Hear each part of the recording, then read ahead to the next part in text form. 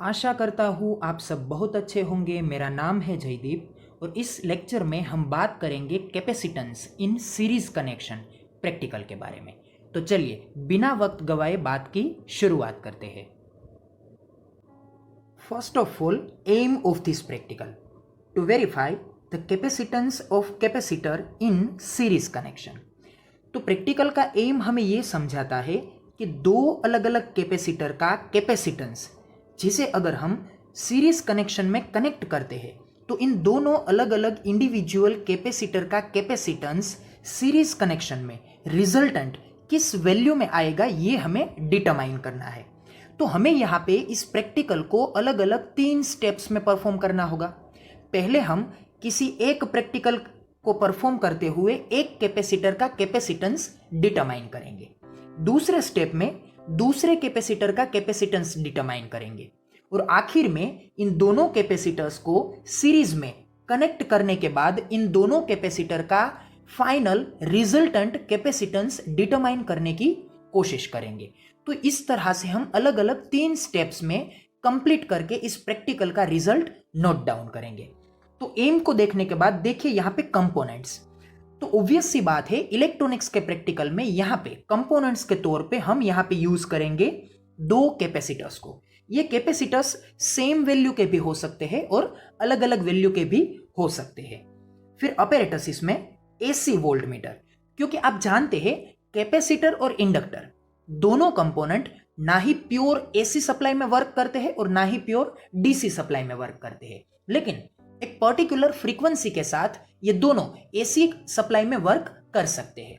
तो हम यहाँ पे 0 वोल्ट से लेकर 250 वोल्ट तक एसी सप्लाई को यूज करेंगे। मतलब कि यहाँ पे यूज होने वाला एसी पावर सप्लाई एक रेगुलेटेड फॉर्म में होगा। रेगुलेटेड फॉर्म में मतलब है कि आउटपुट में हम यहाँ पे जो चाहिए उस वैल्यू को सेट कर सकते हैं और उस अलग अलग वोल्टेजेस को नोट डाउन करने के लिए हम यहां पे यूज करेंगे 2 वोल्ट मीटर्स को। एक वोल्ट मीटर कनेक्ट होगा आपके पावर सप्लाई के अक्रॉस में, दूसरा वोल्ट मीटर कनेक्ट होगा आपके कैपेसिटर के अक्रॉस में, क्योंकि पावर सप्लाई से प्रोवाइड किया जाने वाला वोल्टेज कैपेसिटर के अक्रॉस में कितनी वैल्यू के साथ डेवलप होता है, उन वोल्टेजेस को मेजर करने के लिए हमें कैपेसिटर के अक्रॉस में भी एक वोल्ट मीटर को कनेक्ट करना पड़ेगा। फिर देखिए एसी एमीटर। तो यहां पे वोल्ट मीटर और एमीटर दोनों एसी टाइप के हमें चाहिए होंगे। फिर एक है वेरिएबल वोल्टेज एसी सोर्स, जिसकी हमने अभी यहां पे बात की, और फाइनली चाहिए होंगे आपको कनेक्टिंग वायर।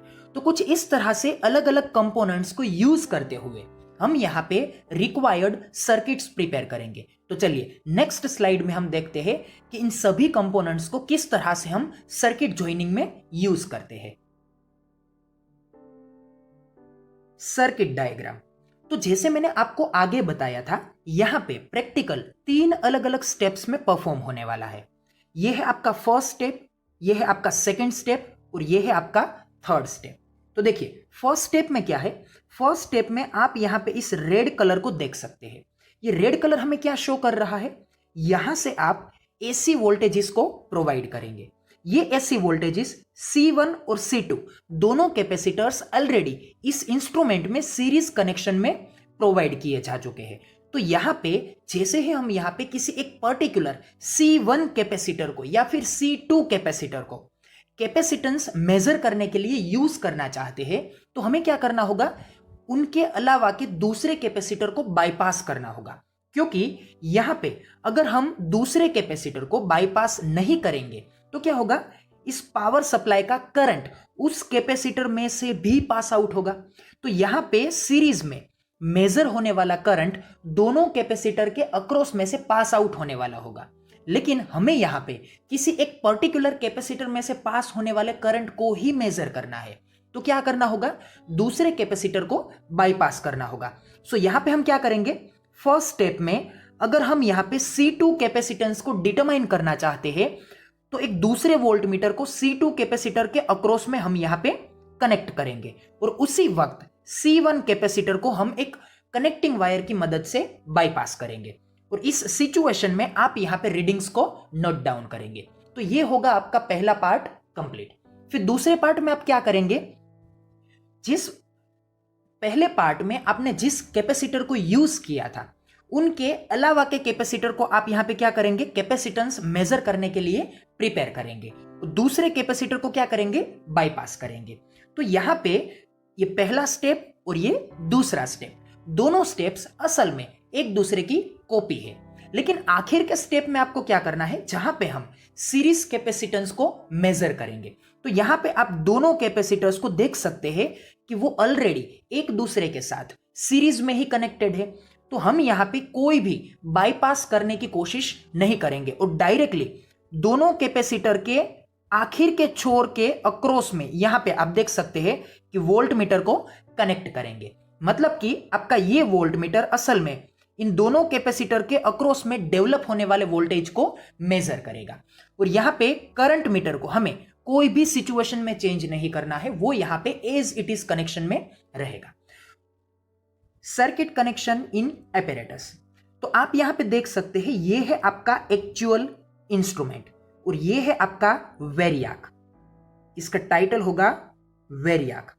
मतलब ये है वेरी मतलब कि वेरिएबल और एसी मतलब कि variable AC power supply provide करने वाला इंस्ट्रूमेंट। तो हम यहां पे कैपेसिटेंस को डिटरमाइन करने के लिए कुछ इस तरह से वेरियाक को यूज करेंगे, जो हमें यहां पे 0 वोल्ट से लेकर 250 वोल्ट तक variable AC power supply provide करेगा। यहां से कनेक्शन को हम कुछ इस तरह से सर्किट में अप्लाई करेंगे। फिर आप यहां पे देख सकते हैं C1 और C2, तो दोनों कैपेसिटर को आप यहां पे बारी बारी यूज करते हुए और आखिर में दोनों कैपेसिटर्स को एक साथ में यूज करते हुए, यह है आपका इनपुट वोल्टेजेस को मेजर करने वाला वोल्ट मीटर, यह है आपका किसी भी कैपेसिटर के अक्रॉस में कनेक्ट किया जाने वाला वोल्ट मीटर, और यहां पे आपका है सीरीज में कनेक्ट किया जा चुका करंट मीटर, जो कि आपको यहां पे मिल रहा है। तो इन सभी इंस्ट्रूमेंट्स को किस तरह से हम कनेक्ट कर सकते हैं, देखिए मेरे साथ इस वीडियो में।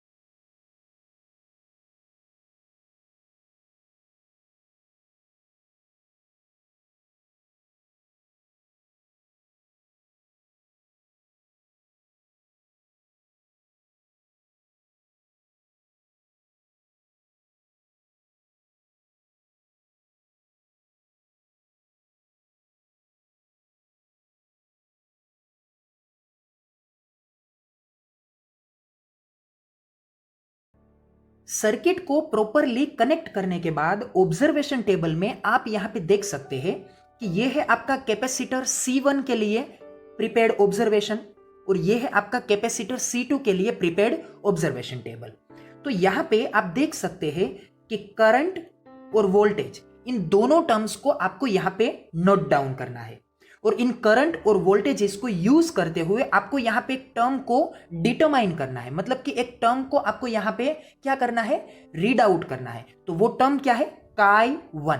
Chi1 का मतलब है रिएक्टेंस ऑफ कैपेसिटेंस। कुछ इसी तरह से कैपेसिटर C2 के लिए आप करंट और वोल्टेज दोनों को नोट डाउन करेंगे और इन दोनों टर्म्स को यूज करते हुए आप यहां पे कैपेसिटिव रिएक्टेंस को फाइंड आउट करेंगे और इन अलग अलग कैपेसिटिव रिएक्टेंस की वैल्यू को यूज करते हुए आप यहां पे फिर से mean capacitive reactance for capacitor C2 determine करेंगे।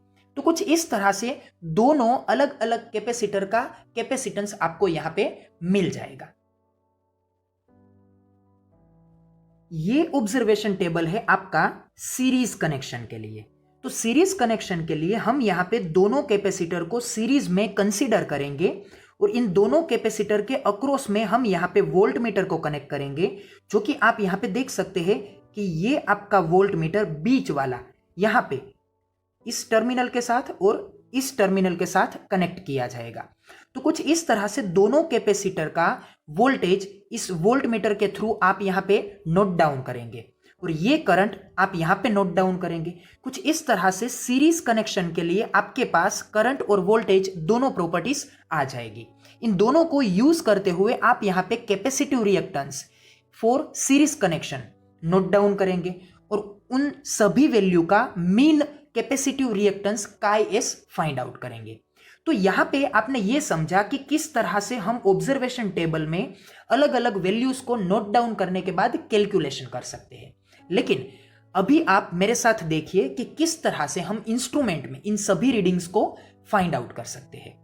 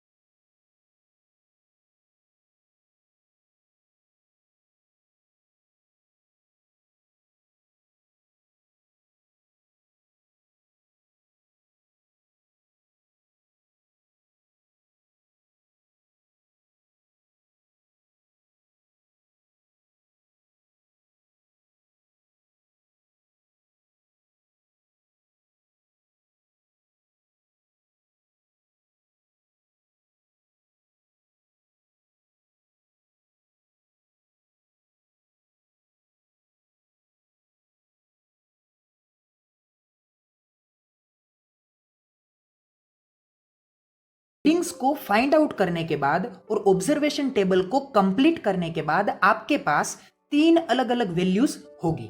एक होगी Chi1, दूसरी होगी Chi2 और तीसरी होगी Chi(S). मतलब कि आपको यहां पे तीनों अलग अलग कंडीशन में कैपेसिटिव रिएक्टेंस की वैल्यू को ऑब्जर्वेशन टेबल की मदद से डिटरमाइन करनी है और इन तीनों वैल्यूज को आप यहां पे कैलकुलेशन के लिए C1, C2 और CS, ये C1 और C2 दोनों अलग अलग कैपेसिटर के इंडिविजुअल कैपेसिटेंस को डिटरमाइन करने के लिए यूज होने वाले इक्वेशन से। ये इक्वेशन बहुत ही सिंपल है। यहां पे आप देख सकते हैं कि कैपेसिटेंस और रिएक्टेंस दोनों के बीच में रिलेशन रिप्रेजेंट किया गया है। तो इन तीनों इक्वेशंस को यूज करते हुए आप यहां पे C1, C2 और दोनों कैपेसिटर को सीरीज में कनेक्ट करने के बाद मिलने वाला कैपेसिटेंस CS डिटरमाइन करेंगे। तो आप यहां पे देख सकते हैं कि ये जो तीनों वैल्यूज आपको मिलेगी वो तीनों वैल्यूज यहां पे प्रैक्टिकल वैल्यूज होंगी, क्योंकि आपने इन तीनों वैल्यूज को डिटरमाइन करने के लिए इंडिविजुअली तीन अलग अलग स्टेप्स में प्रैक्टिकल परफॉर्म किया है। लेकिन अगर आपके पास C1 और C2 दोनों अलग अलग कैपेसिटर की इंडिविजुअल कैपेसिटेंस की वैल्यू है तो आप थियोरेटिकल प्रोसेस को यूज करते हुए भी सीरीज कनेक्शन में रिजल्टेंट कैपेसिटेंस को डिटरमाइन कर सकते हैं। तो सीरीज कनेक्शन में यूज होने वाला इक्वेशन थियोरेटिकल फॉर्म में हमारे पास कुछ इस तरह से है, 1/CS is equals to 1/C1 plus 1/C2, मतलब कि addition of reciprocal value of individual capacitance. तो आप यहां पे C1 और C2 दोनों कैपेसिटर की इंडिविजुअल वैल्यूज को अप्लाई करने के बाद CS की रिजल्टेंट वैल्यू को डिटरमाइन कर सकते हैं। लेकिन आपको याद ये रखना है कि यहां पे मिलने वाला CS जो कि प्रैक्टिकल प्रोसीजर से मिलेगा वो, और यहां से मिलने वाला CS जो कि थियोरेटिकल प्रोसीजर से मिलेगा वो दोनों सेम आएंगे। मतलब कि हमें यहां पे इस प्रैक्टिकल में थियोरेटिकल कंसेप्ट और प्रैक्टिकल कंसेप्ट दोनों को वेरीफाई करना है। आई होप कि आपको ये कैलकुलेशन और ऑब्जर्वेशन टेबल में फॉलो होने वाली इस प्रोसीजर को अच्छी तरह से समझने में आसानी रही होगी। तो फाइनली आप यहां पे रिजल्ट में capacitance of C1, capacitance of C2, फिर आखिर में series capacitance from practical and series capacitance by theoretical, इन चारों वैल्यूज को आप यहां पे नोट डाउन करेंगे जो कि आपका फाइनल रिजल्ट होगा। आई होप कि आपको यह प्रैक्टिकल अच्छी तरह से समझ में आया होगा।